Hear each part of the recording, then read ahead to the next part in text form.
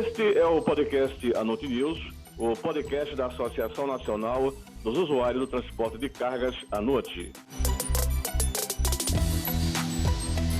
Vamos seguir debatendo hoje a política de preços dos combustíveis e o seu impacto na logística de transporte.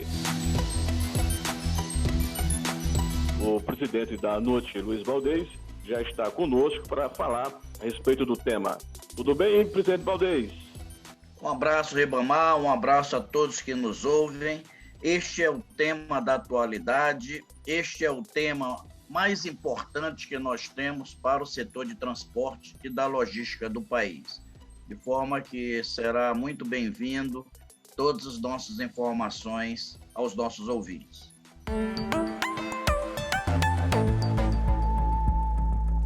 Bom, e vamos começar o nosso podcast Anute News.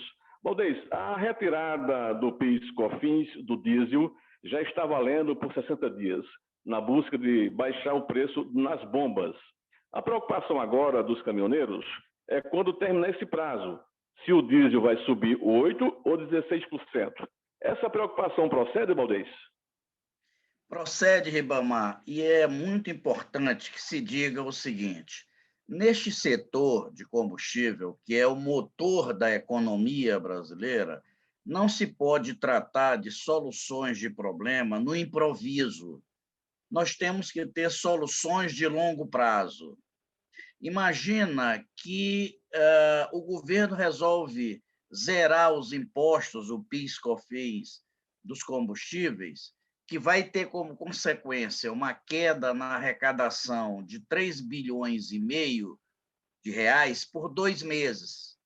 Ora, isto resolve o problema? Não. Cria outro, que é quando exatamente acabar os 2 meses, o governo retorna com esses impostos e aí você vai dar um reajuste imenso no valor na bomba, no mínimo de 8%, que é o valor dos impostos, e mais as variações cambiais e preço de petróleo que ocorreram no mercado internacional. Então, isso pode chegar a 16% e até a 20%. Então, imagina o problema que nós vamos ter quando esses 2 meses se passarem. Tem um outro efeito, Ribamar, que é muito importante, que às vezes as pessoas têm alguma dificuldade de entender. Eu vou tentar ser o mais didático possível. O que fez o governo quando perder esses 3 bilhões e 600 milhões de reais? Ele vai aumentar os impostos do banco. O que o banco vai fazer? Aumenta o custo do crédito para quem vai tomar os empréstimos do banco, principalmente capital de giro. Este valor vai para o produto que este setor está se endividando. E, portanto, o preço do produto será maior. Quer dizer, ele tirou de um lado do preço do combustível e colocou no preço do produto, lá na prateleira do supermercado. E aí a sociedade vai se indignar com isso, vai reclamar, e com razão, porque ele tirou de um lado e aumentou do outro. Este é o efeito desta decisão que não foi pensada, ela foi intempestiva. E parece que com essa decisão, Valdez, a conta pode não fechar, não é isso? Pode não fechar, porque, na realidade, ele cria uma insegurança, ele cria uma desconfiança. Quer dizer, o governo cria esse cenário, tá certo? E dificulta novos investidores, dificulta implantar novos projetos, não cria emprego, e assim a roda da economia não funciona. Então, na realidade, a conta não fecha e a gente não sabe como é que essa conta pode fechar no médio e no longo prazo. E mais um ingrediente importante nesse processo, Valdez, é que essa semana ocorreram manifestações de caminhoneiros em vários estados, com destaque para o estado de Minas Gerais. Ao que tudo indica, o movimento está vivo e bem vivíssimo. Você tem acompanhado essas manifestações pelo Brasil afora, Valdez? Sim, nós temos acompanhado, as empresas associadas da Anute têm nos encaminhado relatos diários, praticamente de hora em hora chega um relato sobre movimentação nos portos, nas rodovias do Brasil. E nós temos acompanhando. Realmente, essa questão que começou no estado de Minas Gerais, o governador Zema já conseguiu minimizar os problemas lá, os caminhoneiros vão sentar com o Estado para conversar sobre outras alternativas, né? Sobre outras formas de tentar reduzir o impacto lá do Estado, e o governador conseguiu fazer um certo equilíbrio para tentar, de uma forma correta, sentada, com todos os atores envolvidos, para que saia uma solução adequada, uma solução estruturante. Nos outros estados, está havendo um ou outro movimento pontual que o Ministério da Infraestrutura e o governo têm atuado de forma muito rápida com a Polícia Rodoviária Federal, de forma que eu acho que está havendo uma boa contenção de danos nesse momento. Valdez, há muito tempo aqui no podcast Anote News e nas entrevistas à imprensa, você tem defendido que o governo deveria voltar a investir em transporte ferroviário e também pensar no transporte fluvial.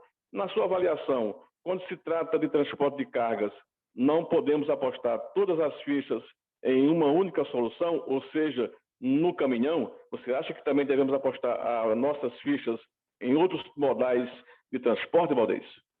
Exatamente, Ribamar. Nós temos que apostar em uma matriz de transporte mais equilibrada. Você vê a Rússia, quase 70% da carga é transportada por ferrovia. Aqui é 15%. Como o transporte ferroviário é mais barato, você vê que os produtos chegam na mesa da população mais barato. E, além do mais, o caminhão, que é um modal importante para todo e qualquer país, mas ele tem uma participação menor. Nos Estados Unidos, só de 30%. Aqui é quase 70%. Então, nós não podemos colocar o fundamento de uma economia no único modal. E aqui é só no rodoviário. Nós temos que diversificar. Isso o governo sabe, mas não consegue ter um plano de médio e longo prazo para dar um rumo ao país na questão logística. Nós temos, por exemplo, o transporte fluvial que você fala, é algo mais barato que existe e são soluções locais.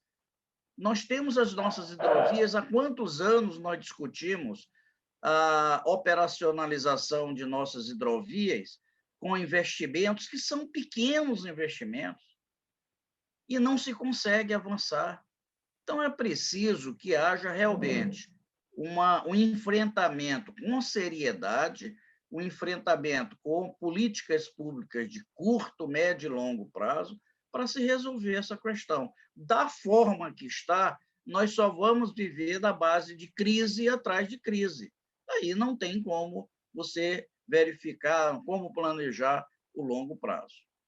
Valdez, só lembrando da última greve dos caminhoneiros e também daquela crise no Porto de Santos, está lembrado também? Sim, estou lembrado. Quer dizer, hoje de manhã eu recebi também uma comunicação de que está havendo um movimento lá na entrada do Porto de Santos, tá? E aí, que é o maior porto da América Latina, o mais importante para o país. Então, é preciso também estar muito atento a isso. Mas só para encerrar essa questão da ferrovia, é preciso entender de que nós tínhamos 30 mil quilômetros de ferrovia operando. Hoje temos 12 mil. Quer dizer, não é possível se avançar num modal desse, reduzindo a extensão ferroviária. Temos que aumentar a extensão ferroviária. Valdez, um abraço e obrigado pelos esclarecimentos a respeito desse tema tão importante para o Brasil. Obrigado, Ribamar, e até a próxima.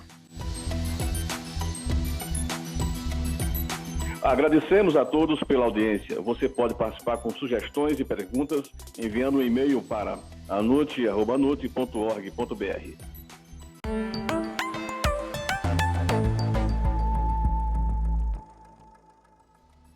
podcast Anute News voltará na próxima sexta-feira com mais um episódio. A todos, um abraço.